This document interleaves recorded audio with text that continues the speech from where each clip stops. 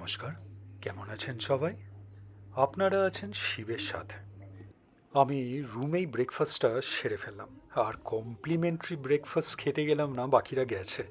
গেলেই দেখলে খেতে ইচ্ছে করবে, সেই জন্য আর যাইনি। ট্রিপের শুরুতেই আপনাদের বলেছি আমার শরীরটা খুব একটা ভালো নেই, পেটে প্রচণ্ড ব্যথা ছিল। তো ডক্টর রেকমেন্ড করেছে একটু লাইট খেতে কয়েকদিন, সেই জন্যে এইসব। আমরা মন্দারমণিতে আছি। উঠেছিলাম একটা রিসর্টে, নাম সিলভার স্যান্ড। এক রাতের জন্যই আসা। এইবার চেক আউট করে আমরা চলে যাব দীঘায়, সেইখানে কিছুক্ষণ ঘোরাঘুরি করে তারপরে ফিরে যাব। আজকেই ফিরে যাব কলকাতায়।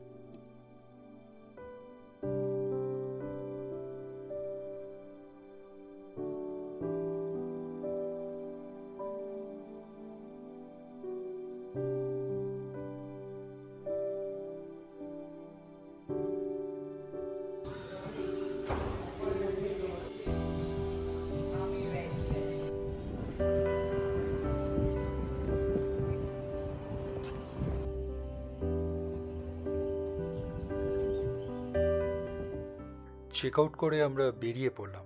আমরা যেই রিসর্টটা ছিলাম সেটার নাম ছিল সিলভার স্যান্ড। বেশ সুন্দর। আপনার প্রপার্টিটা বেশ ভালো, নতুন। আপনারা এসে থাকতেই পারেন। স্পেশালি প্রপার্টি সুইমিং পুলটা বেশ ভালো। রুমসগুলো বেশ বড়, স্পেশিয়াস। আমরা দুটো রুম নিয়েছিলাম। দুটো রুমের খরচা পড়েছে আমাদের 10,000 টাকা এক রাতের জন্য।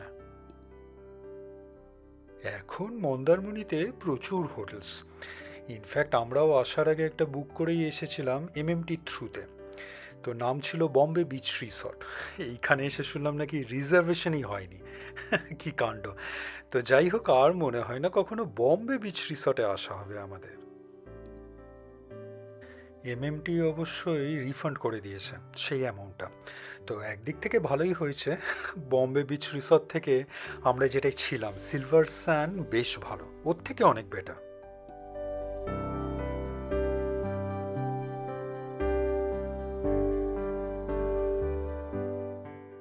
আমরা প্রায় চলেই এসেছি দীঘায়। আপনার এই রাস্তাটা শঙ্করপুর থেকে দীঘা অবধি যায়, আপনার সমুদ্রের একদম ধার দিয়ে। বেশ সুন্দর লাগে। তো আগেও বহুবার গিয়েছি। তো রাস্তাটা বেশ ভালো, তবে একটু সরু, একটু চওড়া হলে আরো ভালো হতো। ও ইয়ার সমুদ্রটাই চিরকাল ভালো লাগতো, ঠিক আছে। সে তো ভালো লাগে। একটা টাইম বন্ধু, ঠিক আছে, মানে দীঘাতে যেতাম, দীঘা মানে দীঘা বলছি, Puri Puri was the favourite, হ্যাঁ। But now that I have seen তাই বাবা, কি আমিও বলছিস? বলতে পারছি না। 86। ছাসি ছাসি করে যাচ্ছে। এই দেখো শিব, হুম। এই জায়গাটা আমাকে অফার করেছিল। Virtue, you know. कौन बोल रहा है? কি বলছে তাই ভাবছি। देखो खुशी की बात की तो रोक नहीं पाई अपने आप को। গত আধ ঘন্টা ধরে রাস্তায় চালাচ্ছি গাড়ি। এটা তো আমিও ভাবছি তুমি কি পালিয়ে যাবে নাকি বাড়িতে। मुझे एक पेट रखबे, पेट।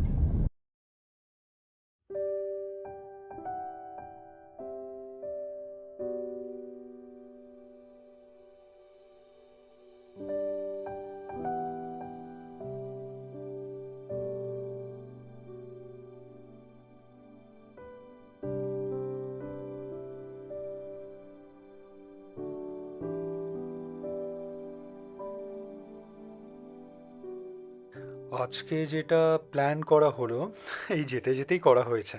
তো আমরা লাঞ্চটা তো সারতেই হবে বাইরে।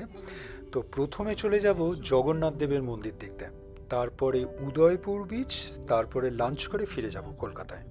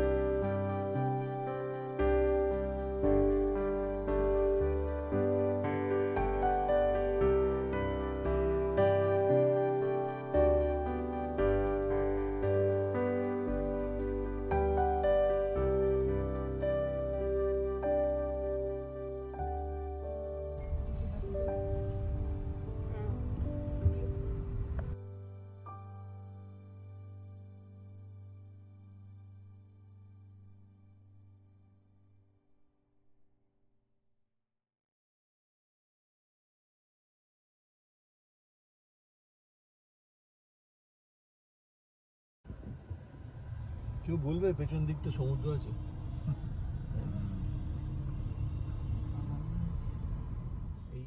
আমরা মন্দিরে প্রায় পৌঁছেই গিয়েছি, তো আজকে এখানেই রাখি, কালকে মন্দিরটা দেখাবো।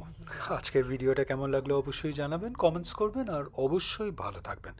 দেখা হচ্ছে একটা নতুন ভিডিওতে কালকে আবার। মায়ের বাড়ি না কি জানো? জগন্নাথের মাসির বাড়ি। মাসির বাড়ি, হ্যাঁ মাসির বিয়েটার জন্য। এটা কি যাবে মন্দিরে? হ্যাঁ আমার যেতে অসুবিধা নেই, আমি তো ওই জন্য ওই জামা কাপড় পরে খেলাম।